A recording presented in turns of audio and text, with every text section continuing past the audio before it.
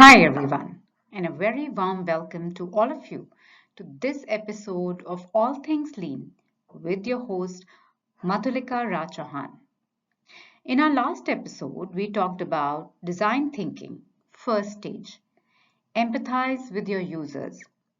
In this episode, we will talk about design thinking, second stage, define the problem and interpret the results. An integral part of the design thinking process is the definition of a meaningful and actionable problem statement, which the design thinker will focus on solving. This is perhaps the most challenging part of the design thinking process, as the definition of a problem, also called the design challenge, will require you to synthesize your observations about your users from the first stage in the design thinking process, which is called the empathize stage. When you learn how to master the definition of your problem statement, or design challenge, it will greatly improve your design thinking process and result. Why? Because a great definition of your problem statement will guide you and your team's work and kickstart the ideation process in the right direction. It will bring about clarity and focus to the design space. On the contrary, if you don't pay enough attention to defining your problem, you will work like a person stumbling in the dark. Design thinking, a non-linear process. In the define stage, you synthesize your observations about your users from the first stage, the empathize state. A great definition of your problem statement will guide you and your team's work and kickstart the ideation process. That is the third stage in the right direction. The five stages are not always sequential. They do not have to follow any specific order, and they can often occur in parallel and be repeated iteratively. As such, the stages should be understood as different modes that contribute to a project rather than sequential steps. Analysis and synthesis. Before we go into what makes a great problem statement, it is useful to first gain an understanding of the relationship between analysis and synthesis that many design thinkers will go through in their projects. Tim Brown, the CEO of the international design consultancy firm IDEO, wrote his book Change by Design: How Design Thinking Transforms Organizations and Inspires Innovation, that analysis and synthesis are equally important, and each plays an essential role in the process of creating options and making choices. Analysis is about breaking down complex concepts and problems into smaller, easier to understand constituents. We do that, for instance, during the first stage of the design thinking process, the empathize stage, when we observe and document details that relate to our users. Synthesis, on the other hand, involves creatively piecing the puzzle together to form whole ideas. This happens during the define stage, when we organize, interpret, and make sense of the data we have gathered to create a problem statement. Although analysis takes place during the empathize stage and the synthesis takes place during the define stage, they do not only happen in distinct stages of design thinking. In fact, analysis and synthesis often happen consecutively throughout all stages of the design thinking process. Design thinkers often analyze a situation before synthesizing new insights and then analyze their synthesized findings once more to create more detailed synthesis. So, what makes a good problem statement? A problem statement is important to a design thinking project because it will guide you and your team and provides a focus on the specific needs that you have uncovered. It also creates a sense of possibility and optimism that allows team members to spark off ideas in the ideation stage, which is the third and the following stage in the design thinking process. A good problem statement should thus have the following traits. It should be human-centered. What means is this requires you to frame your problem statement according to specific users, their needs, and the insights that your team has gained in the empathize phase. The problem statement should be about the people the team is trying to help, rather than focusing on technology, monetary returns, or product specifications. Secondly, it should have broad enough for creative freedom. This means that the problem statement should not focus too narrowly on a specific method regarding the implementation of the solution. The problem statement should also not list technical requirements, as this would necessarily restrict the team and prevent them from exploring areas that might bring unexpected value and insight to the project. And thirdly, it should be narrow enough to make it manageable. On the other hand, a problem statement such as improve the human condition is too broad and will likely cause team members to easily feel daunted. Problem statements should have sufficient constraints to make the project manageable.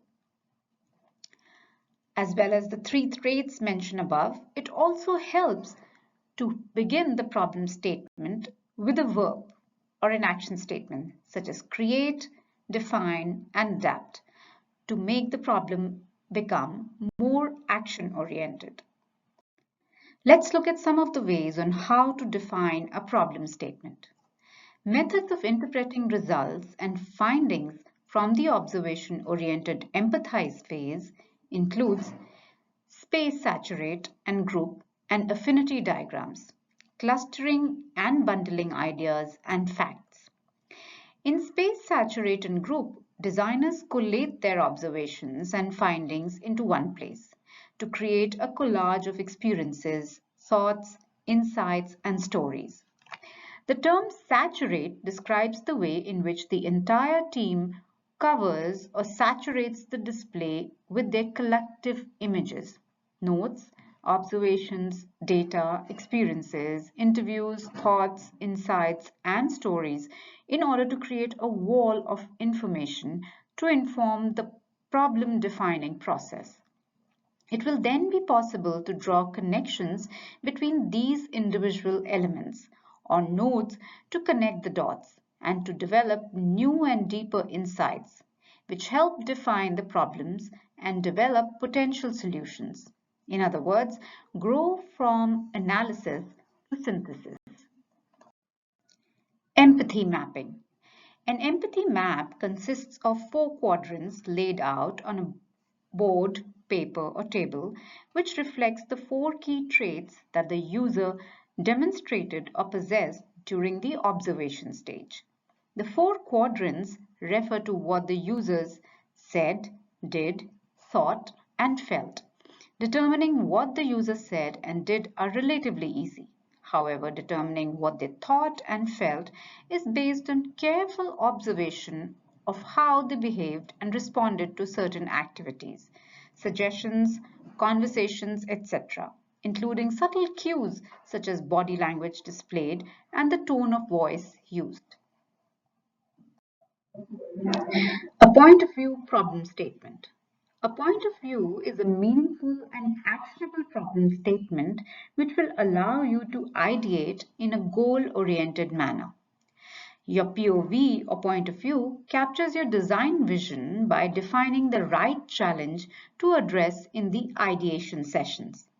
A POV involves reframing a design challenge into an actionable problem statement. You articulate a POV by combining your knowledge about the user you are designing for, his or her needs, and the insights which you've come to know in your research or empathize mode. Your POV should be an actionable problem statement that will drive the rest of your design work. You articulate a POV by combining these three elements: user, need, and insight. You can articulate your POV by inserting your information about your user, the needs and your insights in the following sentence. User, you can use descriptive needs. Needs is a verb, and because comes the insights, which are compelling. How might we questions? When you've defined your design challenge in a POV, you can start to generate ideas to solve your design challenge.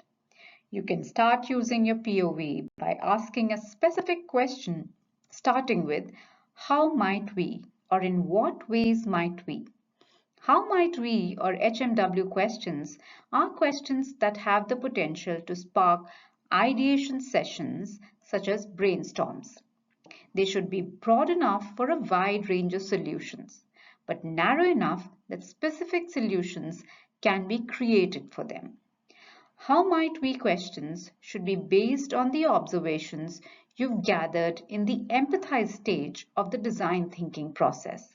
For example, you have observed that youths tend not to watch TV programs on the television at home. Some questions which can guide and spark your ideation sessions could be: how might we make TV more social so that youths feel more engaged? Or how might we engage and enable TV programs to be watched anywhere at any time? Or we can start with how might we make watching television at home more exciting?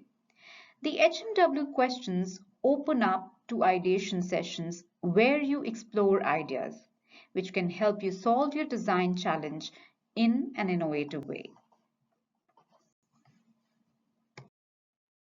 Why, how, laddering. According to D-School method card of why, how, laddering, as a general rule, asking why yields more abstract statements and asking hows yields specific statements. Oftentimes, abstract statements are more meaningful but not as directly actionable, and the opposite is true for a more specific statement.